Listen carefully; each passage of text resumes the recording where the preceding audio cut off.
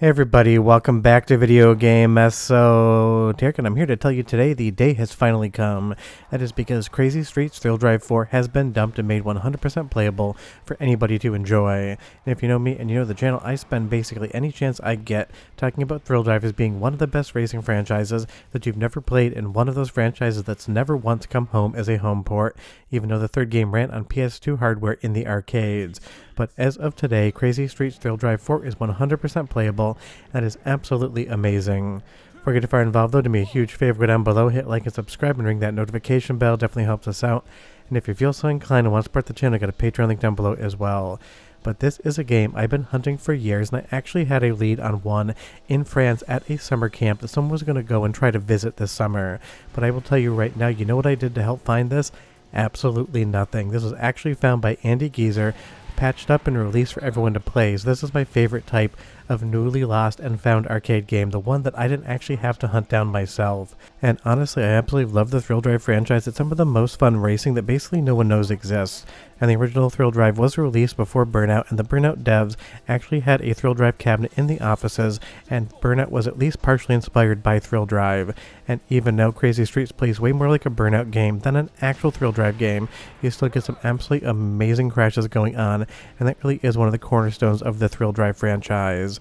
And right now, outside of Thrill Drive 2, which unfortunately doesn't emulate perfectly in MAME, Thrill Drive 1, 3, and 4 are completely playable, and that definitely is amazing because now the entirety of the franchise is available out there somewhere.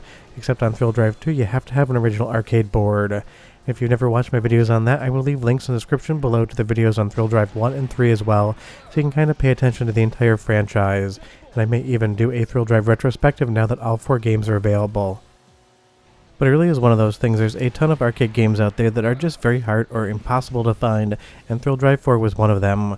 We always had evidence that the game existed. We had some really janky captures from original cabinets when they were on test locations in the US, but this thing only ever saw a release in Europe, and it is hard to say that it even released there. It was basically on test location, maybe a couple cabinets got sold for different places, but otherwise this thing basically barely existed, and that was kind of what was happening in the late 2000s, early 2010s when it came to arcade cabinets. Some games would go out there and just basically have maybe 5 or 6 sold, and then it would disappear into obscurity. Last year we talked about Akuma Mortis Immortal and how that got dumped, and I was happy to participate in that one, and this one was definitely on the list as well. Last year at the Midwest Gaming Classic in Milwaukee, I talked about Thrill Drive 4, and I showed off the I/O board as well as the security key I had acquired, saying one day someone is going to find a hard drive and this might be essential. So obviously Andy Geezer didn't need that because I actually bought his I/O board and security key last year and talked about it at the show. But again, it's just so incredible to find these quote-unquote lost games, because this was something you absolutely couldn't play. Now, actually getting into the gameplay of Crazy Streets, I will say right now, it definitely doesn't 100% play like a Thrill Drive game. Yes, you have the crashes, yes, you have the over-the-top racing, and now you have power-ups almost making it play like a Mario Kart, except without the kart functionality whatsoever. And it really is an interesting kind of combination that I will say for the most part works, but definitely feels a little bit like a departure from what Thrill Drive was. But at this point in time, I don't even think anyone really knew what Thrill Drive was, so I'm sure the developers are thinking to themselves, how do we make a new arcade racing game and get more people interested in it? And obviously it didn't really do very well at the testing location stage, because this thing just never actually came out. But what is on offer here is a ton of fun.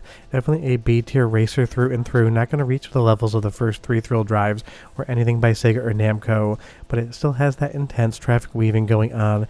It still has the risk versus reward, and now it has an entire campaign mode as well, so you can actually unlock new tracks. So in some ways it's the most fully featured Thrill Drive game ever, and it kind of feels like it was kind of positioned by the developers to get a home port, because you could have released this and had enough content to be able to satisfy a home crowd. And the nice thing is this PC release will save as well, so all of your progress and all of your settings will be saved into the installation folder. Let's go through the first of 2 soundtrack samples. You can hear what Crazy Streets sounds like, but come back, I'll talk about how to play the game and why you should.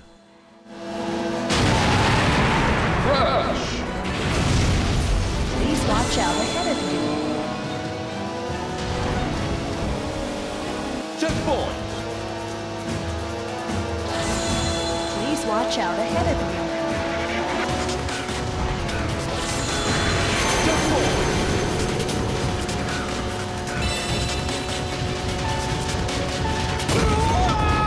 Crash!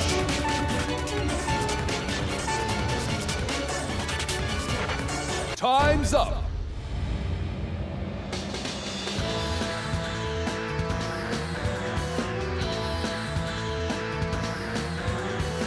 Decently fun soundtrack, but nothing to write home about, and I would say some of the other Thrill Drive games definitely have better soundtrack.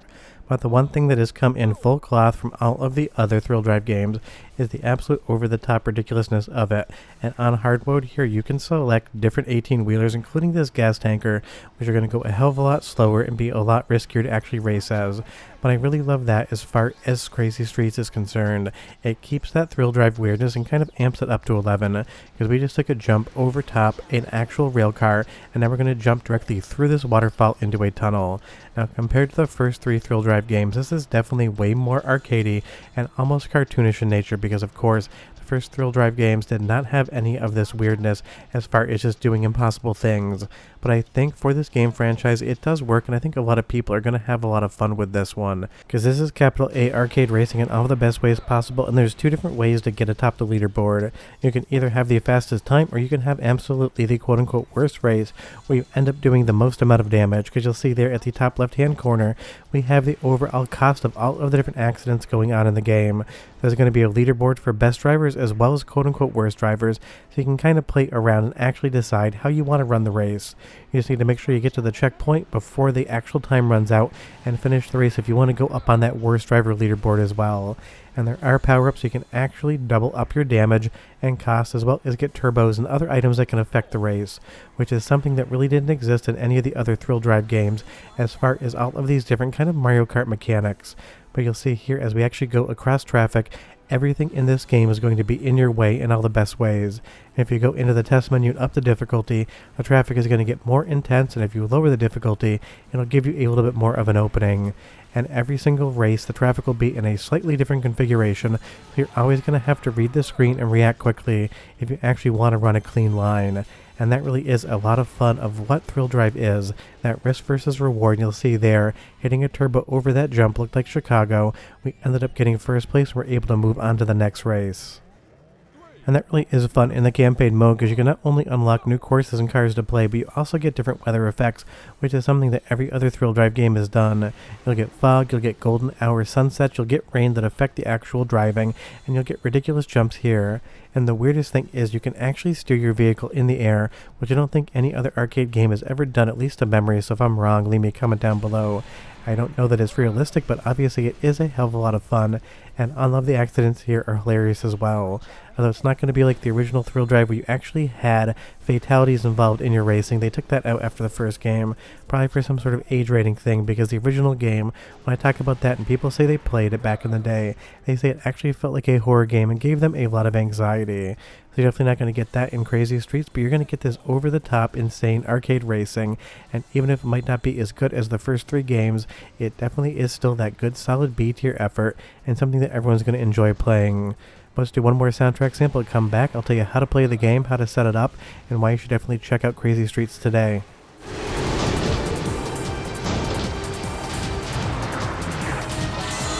Checkpoint!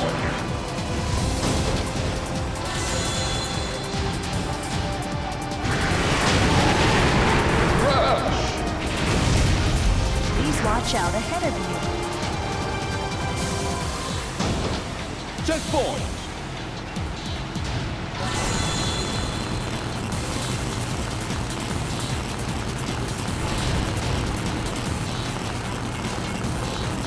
I mean, that one sound effect there is definitely annoying, and it might be one of those things, might be a little bit too loud, but nervousness means, as far as a power down is concerned, the next time you hit anything that can't be moved with your vehicle, you're instantaneously going to crash. Because Crazy Streets has both power-ups as well as power-downs, and managing those and using your turbos at the right time is going to be paramount to actually winning races. And the nice thing is, between each and every race, you get to upgrade your vehicle, and that will save as well when you come back to the game. So honestly, this has a lot of content and a lot of fun to be had.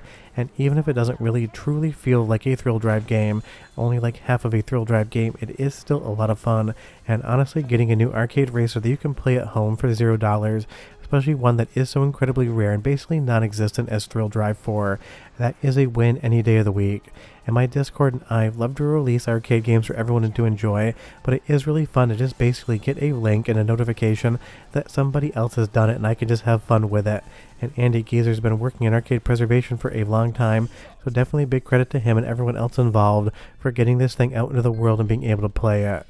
And you will see here on the campaign, you're going to get missions that aren't exactly racing. We need to collect 30 oil cans in this entire race so we can make sure we actually get to move on. And that's why I say it really feels like Crazy Streets was destined to be a home console game, but for some reason Konami just basically got cold feet in the arcades and never ended up releasing this one.